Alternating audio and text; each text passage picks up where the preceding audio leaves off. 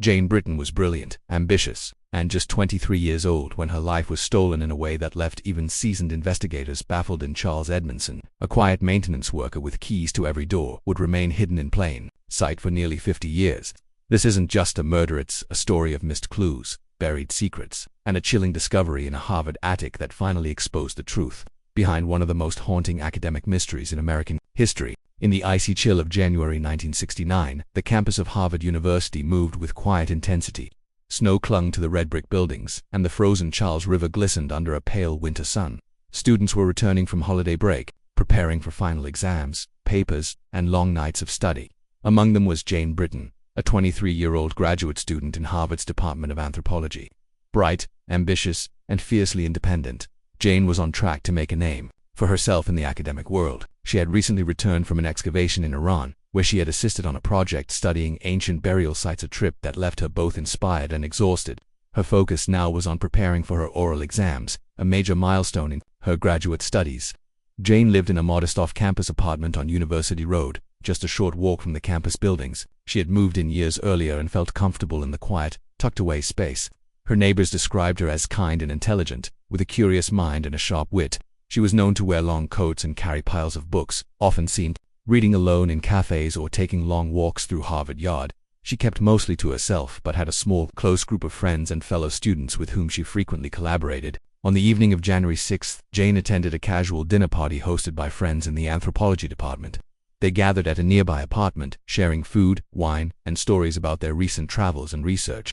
Jane appeared relaxed, even cheerful. She laughed with classmates, discussed her trip to Iran, and mentioned how nervous she was about the upcoming oral exams. At around 8:30 p.m., she stood up, thanked everyone, and said she was heading home to get some rest. Her friends assumed she would return to her apartment, review notes, and go to bed early, her usual routine. The next morning, Jane failed to appear for an important departmental meeting. Initially, her absence didn't raise alarms. Perhaps she had overslept or fallen ill. But by mid-morning, after repeated calls and knocks went unanswered, a friend, an university official, entered her apartment using a master key. What they found behind the door stunned everyone. Jane's lifeless body was discovered on her bed. She was lying face down, partially covered by a woven rug. Around her were smears of a strange red powder later identified as red ochre, a mineral pigment historically used in ancient burial rituals. Her room showed signs of a struggle. Books knocked over, furniture shifted, but oddly nothing appeared. They would be stolen. Her purse was still there, untouched. There was no sign of forced entry, and the front door had been locked. Word of the discovery spread quickly across the university. A young, brilliant woman had been murdered inside her own apartment, in the heart of one of the world's most prestigious schools. The red ochre, the locked door, and the lack of any clear motive or suspect turned the tragedy into a chilling mystery, and as police began their investigation, it became clear this was no ordinary crime. Something darker had taken place, and the answers wouldn't come easily. The details of Jane Britton's murder stunned not only the Harvard community but the broader academic world. The presence of red ochre and ancient mineral pigment in her body and around her bed puzzled investigators from the very beginning. Red ochre had been used for thousands of years in ritualistic burials by cultures across the world, including the very ones Jane had studied in her fieldwork. It wasn't just a gruesome detail. It felt symbolic, even deliberate.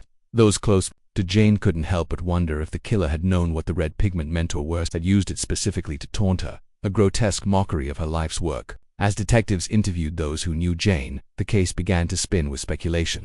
Some believed the murder was deeply personal, possibly committed by someone close to her who had intimate knowledge of her studies. Others believed it was ritualistic in nature, maybe the work of a mentally disturbed individual fascinated by archaeology or ancient death customs. Jane's professors were questioned, including a few who had traveled with her to Iran.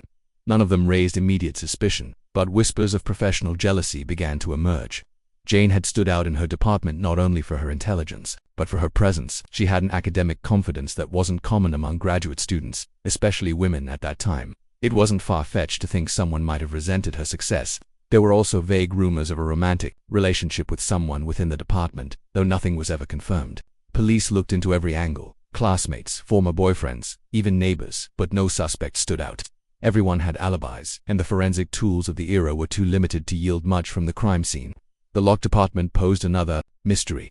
Jane lived in an older building with no fire escapes or alternate entries. Her door had been locked from the inside when her body was discovered. There was no sign of forced entry, no broken windows or pried locks. It suggested one of two things: either Jane had willingly let her killer in, or the killer had a key.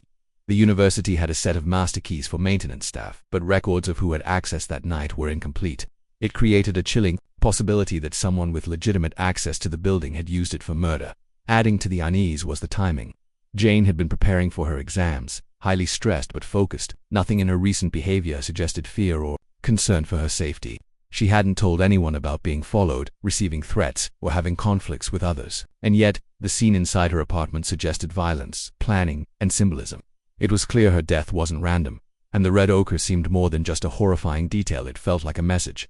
But from who, and why? As days turned into weeks, the media descended on the story, labeling it everything from an academic jealousy killing to a copycat of ancient rituals. But as the coverage grew, the leads did not. The evidence was thin, the suspects few, and the public theories wild. The police, running out of options, began to scale back the investigation. And just like that, the trail began to grow cold, while Jane's case slipped into silence. By the early 1980s, Jane Britton's murder had become one of Harvard's darkest and most frustrating unsolved cases. Over a decade had passed, and the initial flurry of media attention and campus anxiety had faded into the background. For new students and faculty, the story had become a whispered legend, something tragic, unsolved, and buried beneath layers of time. Officially, the case was still open, but practically it was frozen in place. There were no new leads, and no progress.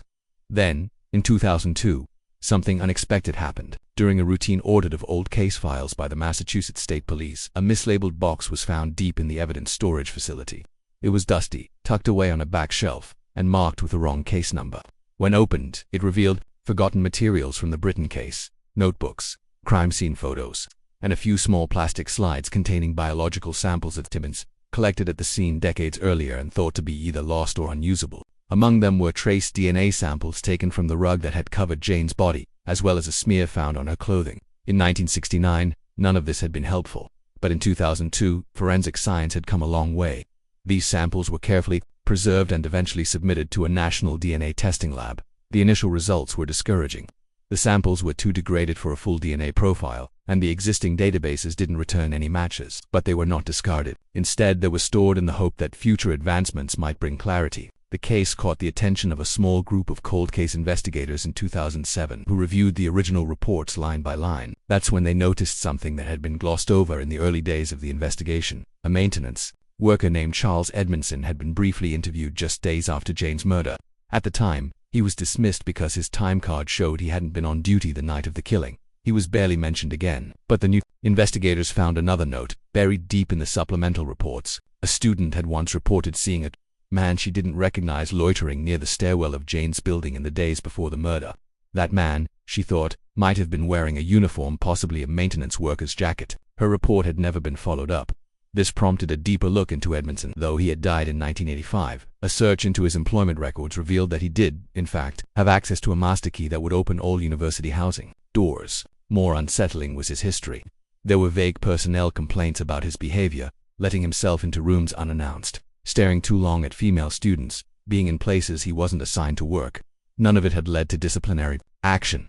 Nothing was proven, but it painted a troubling picture.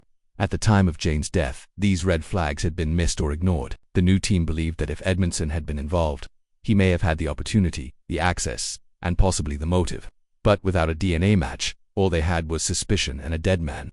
The question remained, could the traces he left behind still speak for him? In 2016, nearly half a century after Jane Britton's murder, forensic science offered another chance. The FBI launched a new system called CODIS NextGen, capable of producing viable matches from DNA samples previously considered too degraded to analyze. The cold case team working on Jane's files submitted the decades-old evidence again, this time with cautious optimism. For years, the fragments of biological material had been preserved, waiting for the day technology might finally catch up. That day had arrived. When the results came back, the breakthrough was stunning. The degraded DNA from the crime scene did not match anyone in the criminal database directly, but it closely matched someone else. A man in Arkansas recently arrested on unrelated charges.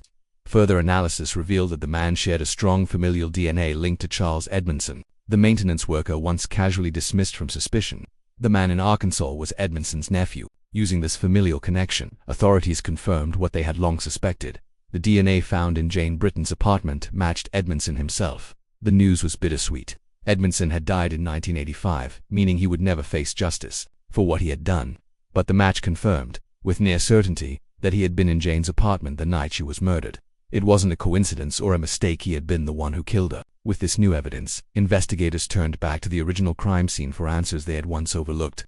A retired officer who had worked the case remembered something strange. A report that Jane's upstairs neighbor had heard noises above the apartment in the days leading up to the murder, even though the attic space was supposed to be locked and unused. That detail had been noted but never thoroughly investigated. In 2017, police received permission to inspect the attic area above Jane's old apartment building. What they found added a chilling layer to the story. There was a small wooden hatch door, still intact after all these years, leading to a crawl space directly above Jane's unit. Inside, investigators found old scratches on the inside of the hatch, claw-like marks etched into the wood. And more disturbing, a small hole had been carved into the floor of the attic, positioned perfectly above the room where Jane's bed had once been. Through it, one could look directly down into her apartment. It was now evident that Edmondson had likely been watching Jane. Whether for days or weeks, he had studied her routines, waited for the right moment, and then used his master key to slip inside. The use of red ochre, once thought to be a symbolic message, now seemed more like a twisted personal touch meant to stage the scene, confuse investigators, and perhaps even mock Jane's academic interests. Though Edmondson was long gone, the pieces finally fit together. The locked door, the lack of forced entry, the strange behavior that had once seemed too vague to matter. It had all pointed to him.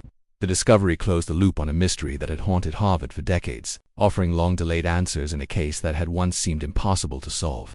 In 2018, nearly 50 years after Jane Britton's life was brutally cut short, the case was officially closed. The confirmation of Charles Edmondson's DNA at the crime scene marked the end of one of the longest-running mysteries in Harvard's history. For many, it was a moment of relief and answer, at last, to a question that had lingered in the shadows for generations. But the closure was incomplete. The man responsible for Jane's murder had lived out the rest of his life undetected, free from consequence, and never named as a suspect again. After the briefest of interviews in 1969, the announcement was made quietly. The Middlesex County District Attorney's Office issued a short press release detailing the DNA match and the timeline that had led to Edmondson being identified as the killer. There were no televised press conferences, no dramatic arrests. Just a cold, conclusive end to a cold case. For Jane's surviving family members, it brought a strange mixture of emotions. Gratitude that the truth had finally surfaced, but frustration that justice had never been served. Jane's brother, one of the few family members still living, issued a written statement. He thanked investigators for never giving up but expressed sorrow that their parents, long deceased, had passed away without knowing what had really happened to their daughter. He wrote of Jane as a kind, curious, and determined young woman whose passion for learning had defined her short life. That passion, he said, it should have led to a long and meaningful career, not to a crime scene covered in red ochre and unanswered questions. Within the Harvard community, the response was similarly subdued. The university acknowledged the resolution of the case and paid brief tribute to Jane's academic promise. For many professors and students, her name had long been associated with fear and confusion. New generations of students had heard whispers of the girl who was murdered in her apartment, but few knew the full story. Now, with the mystery solved, the legend gave way to reality, and the reality was tragic. In the years that followed, true crime forums, documentaries, and podcasts picked up Jane's story, each one fascinated by the layers of symbolism, silence, and missed opportunities. The image of the attic scratches and the hole above her bed became chilling symbols of the dangers that can hide in plain sight. It raised questions about how institutions handle internal threats, how evidence can be overlooked, and how justice can slip away when the right questions aren't asked at the right time. Jane Britton's murder was never random. It was a targeted act committed by someone who used his position to gain access, watch, and strike. The red ochre, once thought to be a ritualistic signature, was nothing more than a calculated effort to confuse and delay. And it worked for almost 50 years. The story remains a haunting reminder of what happens when the smallest details are missed and when those in power are allowed to slip through the cracks. Jane was more than a victim. She was a brilliant scholar, a beloved daughter, and a young woman with a future full of possibility. Her story is no longer a mystery, but it will never stop being a warning.